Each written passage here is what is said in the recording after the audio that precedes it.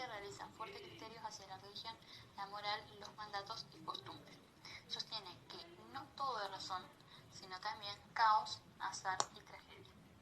Para él, todas las verdades son pseudo-verdades provenientes de la necesidad de tomar el incierto mundo del devenir inagotable. Con respecto a la pandemia, Nietzsche reivindica la vida como un valor fundamental, lo que hoy la mayoría de los argentinos estamos haciendo.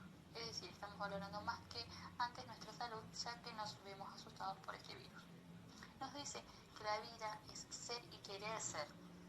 Aquí lo vinculamos con la manera de salir adelante hoy en día. No existe la verdad, sino que una interpretación.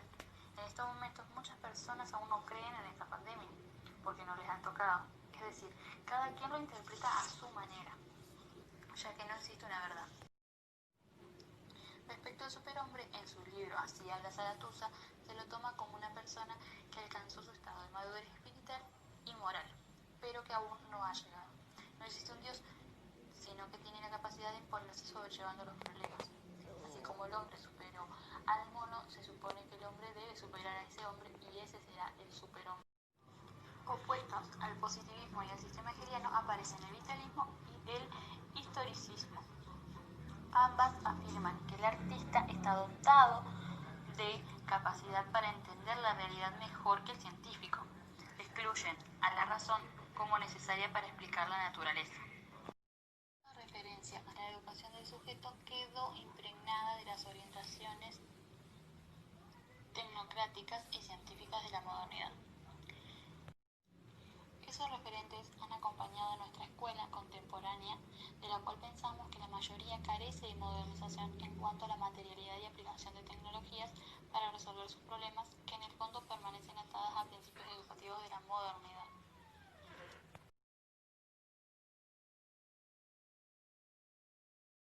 Foucault sostiene que todo discurso está atravesado por relaciones inherentes de poder. Son los que tienen el poder quienes definen lo que es normal y lo que no lo es. A través de este discurso vigilan y castigan a la sociedad. Ahora bien, luego de la pandemia, cuando volvamos a las aulas, este discurso quedará centrado en la vigilancia y el castigo de las relaciones interpersonales entre todos los actores de la institución para evitar el contagio masivo y un posible rebrote de la pandemia de coronavirus. Entonces, el poder quedará focalizado en controlar que se cumplan los protocolos dentro de esta nueva normalidad. Esta noción de vigilancia tiene una especial importancia en la evolución de la manera en que se ejerce el poder en una sociedad moderna. Foucault analiza con detenimiento el funcionamiento del panóptico, el diseño de prisión con una torre central desde la que el vigilante puede ver continuamente a los presos. De uso originario en las cárceles, el panóptico se adoptó en otros lugares donde se necesitaba que la gente cumpliera ciertas pautas generales de conducta, como por ejemplo las escuelas.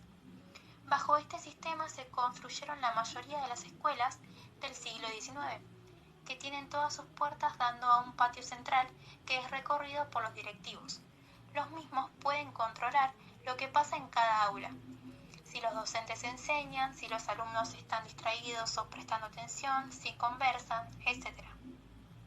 No es que pase el director continuamente, pero como no se sabe en qué momento lo hará, la sola posibilidad de ser observados hace que se cumplan todas las reglas de conducta esperadas. El control desde la estricta vigilancia que imponía el modelo del panóptico permitía imponer castigos frente a los comportamientos no deseados y también premios fortaleciendo lo que se estimaba correcto para reforzar esas conductas, en vinculación estrecha con el modelo conductista de la educación. El primer ejemplo que se utiliza en vigilar y castigar para ejemplificar y mostrar cómo funciona y se controlan los cuerpos a nivel estatal es el caso del Reglamento Sanitario de fines del siglo XVIII para el manejo de la peste. El modelo del reglamento sanitario tomado en Europa contra la peste negra tenía como objetivo no excluir a los enfermos, sino regular el comportamiento de aquellos que podían infectarse. Para lograr esto, la gestión de la peste siempre se hacía mediante un control estricto de la movilidad y los hábitos de todos los ciudadanos, indicando a la población cuándo podían salir, cómo y a qué hora. Los gobiernos actuales están dando grandes saltos a los mecanismos de control. Es un hecho que la crisis del coronavirus es aprovechada por los poderes estatales para instrumentalizar el pánico y fortalecer los mecanismos de control de las calles. El pensamiento filosófico de Martin Heidegger aún hoy en día continúa vigente y es posible tomarlo y aplicarlo a diversos ámbitos para vivir de una forma más plena y saludable. Heidegger observa al ser humano como un Dasein, que significa ser o estar aquí. En la escuela, cuando se relaciona con otros, desde el primer momento en que se intenta comprender a sí mismo, se da cuenta que ya tiene una precomprensión del mundo, proporcionada por su contexto. En este contexto de pandemia nos encontramos y nos damos cuenta que estamos en esta vida y que el fin es la muerte. Es aquella posibilidad que sabemos que en algún momento se va a realizar. Entendemos que si no muriéramos, el tiempo no tendría sentido. La irrupción del COVID-19 profundiza estos pensamientos y sentimientos y genera angustia pensar en la muerte. Si bien en cada territorio se vivió de manera diferente, este confinamiento sigue sorprendiendo al mundo. La deconstrucción de Derrida es un tipo de pensamiento que critica, analiza y revisa fuertemente las palabras y sus conceptos. Pone en evidencia la incapacidad de la filosofía para establecer una base estable. Revela las inconsistencias del pensamiento moderno de Occidente, donde en última instancia sigue siendo Dios la medida de la verdad.